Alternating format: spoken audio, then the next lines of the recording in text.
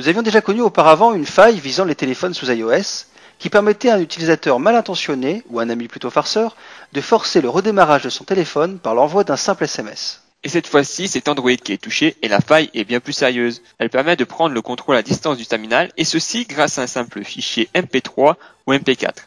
Celui-ci se téléchargera soit via la visite d'un site infecté, soit en envoyant directement le fichier par la technique dite du Man in the Middle. À l'heure où nous écrivons cette news, aucun correctif n'a été publié par Google et par conséquent, on suggère aux auditeurs ayant leur téléphone tournant sous Android de faire preuve de la plus grande vigilance. Et on vous parle une nouvelle fois de rugby et plus précisément de la Coupe du Monde pour un nouvel événement marquant. Après la victoire surprise des Japonais contre l'Afrique du Sud, on s'intéresse cette fois-ci à une défaite ou plutôt une élimination surprise. En effet, l'Angleterre, pays hôte de la Coupe du Monde et un des grands favoris de la compétition, est déjà éliminé, battu pour son dernier match de groupe par l'Australie sur le score de 33-13. C'est un événement, car c'est la première fois qu'un pays organisateur est éliminé avant les quarts de finale. Et l'Angleterre pourrait bien voir le Cali jusqu'à l'Ali, car le World Rugby, organe suprême du monde de l'Ovalie, a ouvert une enquête après que des officiels aient été rendus une visite aux arbitres à la mi-temps, ce qui est totalement interdit par le protocole. Décidément, cette Coupe du Monde nous réserve encore plein de surprises. Des photos d'émissions Apollo en HD, c'est possible aujourd'hui. Depuis 2004, le Johnson Space Center entreprend de scanner à nouveau toutes les 11 191 photos argentiques des appareils photo Hasselblad. Connu pour sa haute précision du détail, l'appareil argentique se trouvait toutefois limité pour le développement. Ainsi, Kiptig les retravaille, ajuste les couleurs ou la luminosité et pousse la résolution de 1000 dpi à 1800 dpi au moment de la numérisation. Les images passent donc d'une définition dépassant les 4000 pixels par 4000 pixels, l'équivalent des appareils photo numériques contemporains. C'est donc une décennie plus tard que des milliers de photos s'offrent enfin en très haute qualité. Nous donnant de nouveaux aperçus et de nouveaux détails étonnants, autant sur les clichés des astronautes américains que sur les nouveaux aperçus des missions lunaires, de nombreuses photos de missions Apollo sont d'ailleurs encore en traitement. Qui n'a pas fantasmé devant la magnifique princesse Leia, interprétée par l'actrice Carrie Fisher et dont les deux scènes du 6e épisode où elle porte un bikini d'esclave doré sont devenues cultes. Cet objet de toutes les convoitises, dûment authentifié par son créateur Richard Miller, a été mis aux enchères. Le 1er octobre, la mise à prix avait été fixée à 80 000 $. Et la vente de ce bikini s'est finalement terminée à 96 000 $, un prix quelque peu excessif pour la quantité de tissu. Par contre, pas d'informations sur l'acquéreur qui a préféré rester anonyme, mais nul doute qu'il en fera bon usage. Ouais, ça j'imagine. Pour les fans un peu déçus de n'avoir pu mettre la main sur cette relique de la saga, sachez qu'on retrouvera Carrie Fisher dans le prochain Star Wars, et qui sait, aurons-nous peut-être droit de nouvelles enchères pour l'une des futures tenues de la princesse Leia.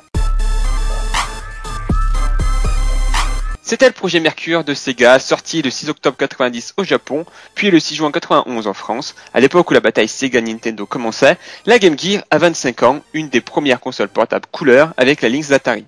Un défi qui n'avait pas été épargné par des faiblesses majeures, comme un certain poids et une autonomie très limitée, la faisant passer pour un ogre de vos piles à 4. En moyenne 1h30 avec 6 piles LR6, imaginez.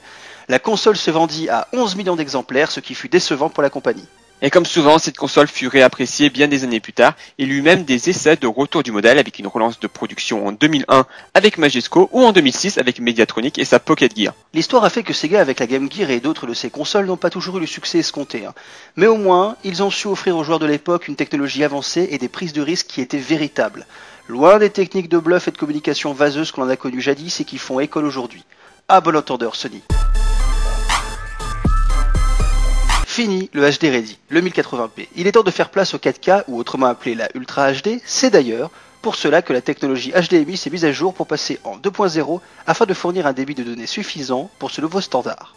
Les fabricants de câbles ont alors proposé des câbles compatibles HDMI 2.0 afin de permettre à tous de profiter d'une expérience en 4K. Si les tests empiriques réalisés confirment la compatibilité de l'ensemble des câbles HDMI 2.0 pour la 4K, le HDMI Forum a malgré tout décidé de fournir une nouvelle norme pour encadrer ces câbles. La certification Premium High Speed vise donc à fournir une qualité optimale lors de l'utilisation de ces câbles HDMI, c'est-à-dire le support d'un débit de 18 gigabits par seconde, mais surtout, je cite, minimiser les risques d'interférence avec les signaux sans fil des appareils connectés d'aujourd'hui. On vous invite alors à privilégier dès lors les câbles portant l'une des mentions suivantes, Premium High Speed HDMI ou Premium High Speed HDMI avec Ethernet, ainsi qu'un QR code unique garantissant la certification du produit à la norme. Situation cocasse. Un détenu de la maison d'arrêt de Besançon a profité d'une sortie en VTT pour s'évader, comme l'indique aujourd'hui la procureure de Besançon.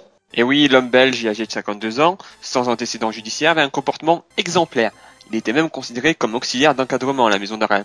C'est d'ailleurs à ce titre qu'il a bénéficié mardi d'une sortie sportive avec 4 autres jeunes détenus. À la fin de la journée, alors qu'ils attendaient un véhicule de l'administration pénitentiaire, il a demandé aux éducateurs s'ils pouvaient voir une ancienne voiture dans un garage. Il a traversé la rue à pied pour s'y rendre. Peu après, les éducateurs se sont rendus compte qu'il avait disparu. Et oui, un mandat d'arrêt européen a été délivré à son encontre, mais sachez que ce genre d'évasion n'est pas rare. Mais, heureusement, la ministre de la Justice, Christiane Taubira, a très vite réagi en déclarant envisager de mieux encadrer les sorties de détenus. Ouf, on est rassuré.